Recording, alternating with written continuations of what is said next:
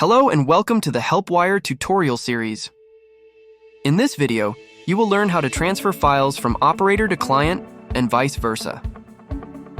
Once a remote connection with your client is established for the first time, a notification window will appear explaining how to transfer files during the remote session.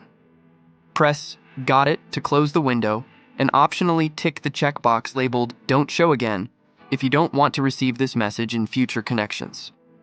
To transfer a file from the operator to the client's workstation, locate the file on your computer and simply drag and drop it onto the active remote connection screen in your operator window. Then, use the paste option or the keyboard shortcut to paste the file into the desired location. Alternatively, you can copy the file on the operator's side using the right-click menu or a keyboard shortcut and paste it the same way on the remote side. For larger files, you'll see the default system progress bar after pasting. To transfer files from the client to the operator, just copy the desired files on the client's computer using the right-click menu or a keyboard shortcut and paste them into the desired location on the operator's workstation.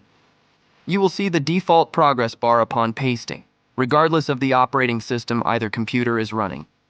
Make sure to check out other videos in the HelpWire how-to playlist. Like, comment, and subscribe to our channel for more helpful information.